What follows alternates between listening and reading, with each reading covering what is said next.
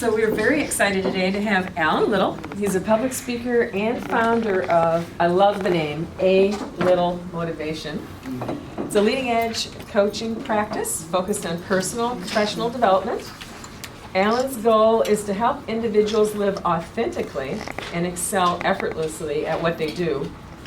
He has a teaching program that enables aspiring coaches to receive their certification, and he offers a model to build their practices successfully. So he not only teaches individuals, works with them, but also with groups. He has coached people in the US, Canada, Nigeria, Bermuda, and Greece. His ability to direct consistent transformations in people's lives has earned him speaking engagements with Mary Kay, Boys and Girls Clubs of America, and numerous business groups. Though Alan speaks and coaches internationally, he has been coined the motivation of Kansas City, so I'm excited to hear him. His tagline, which is kind of interesting, a blind woman once said, "Most people have sight, but not everyone has vision."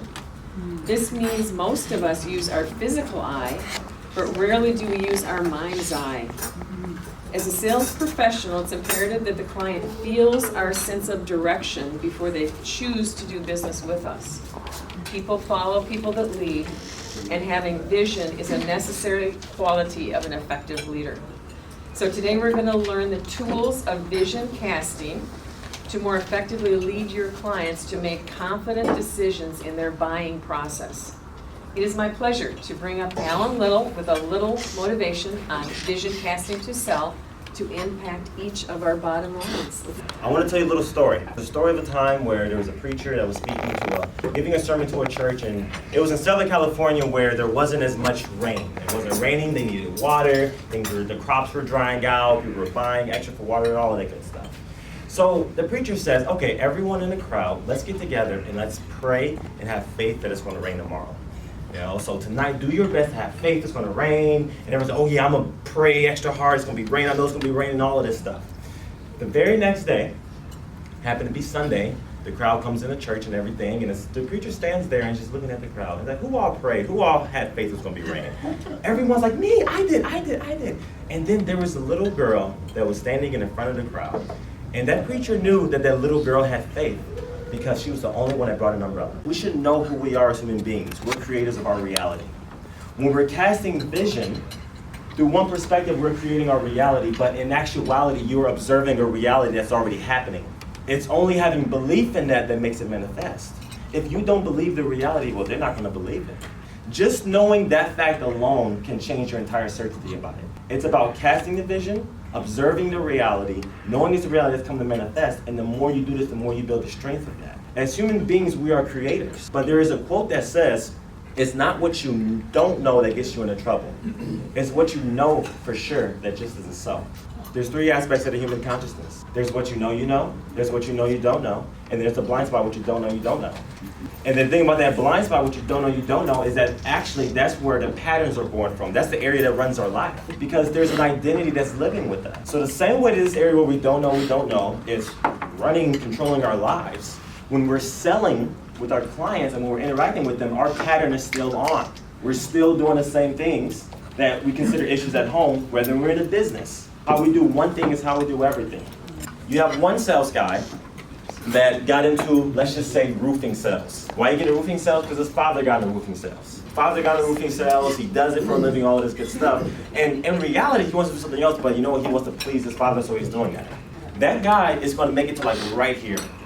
He's going to make it to about right here in his sales career because he's doing it for someone else, okay?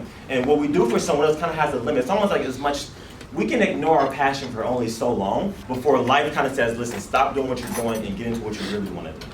There's another guy that does roofing sales, and he absolutely loves everything about it. He knows everything about houses, he studies, he does his homework, he's excited about it. There is absolutely no limit to where he's going to go. If you do what you have to do, you will eventually stop doing that. Because by nature, human beings are free. Our spirit only knows freedom. So to do what we have to do goes against freedom, which goes against ourselves. So acting in who we're not, we can only do that for so long. When you act in who you are, there is no limit to that. The reality that you're casting to the person you're working with It has to be a reality that invokes a feeling within you. I would definitely recommend that if someone's doing sales, do something you love to sell. Do something you love to talk about. Do something that you're a raving fan about, because if you're doing something that you don't really enjoy, people are going to feel that, and people don't buy that. People buy, wow, this person loves this so much that I want to do this too. I want to play too. You should know that only thing that we're doing when we're selling to our clients is transferring energy. All it is a transfer of energy, and the thing about energy is that it runs a mile deep within you. So any little insecurity you have, this is one thing I've learned. Every insecurity you have regarding sales, you're going to experience. Become the best salesperson we can be is all inner work. So what we can do now is that we can use the physical reality to really evaluate ourselves. The side effect of not listening and going deep within is repeated experiences that you still haven't grown from. There's an aspect that I go over with the people that I coach that's called segment intending. If you set an intention on a segment ahead of time, you can mold the segment of reality. And the thing about it is that the person, they don't have an intention. Every single person that I sit with, I'm going to change their life in that hour. And I intend that because they deserve it. Don't strive for just closing a sale. Strive for change your life so much that it doesn't make sense not to work with you. People don't want to work with products. People want to work with people. That's what they want to do. You're with people. We're with human beings. You know, being with human beings is what people are craving for. There's people that want to work with you.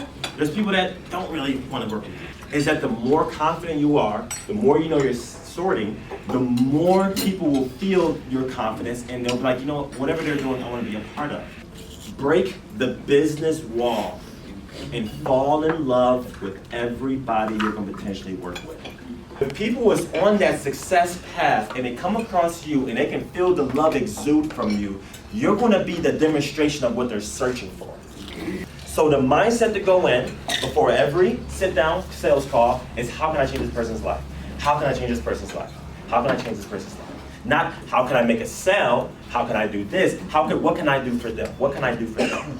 The intention of doing something for another gives you the ability to be that for yourself.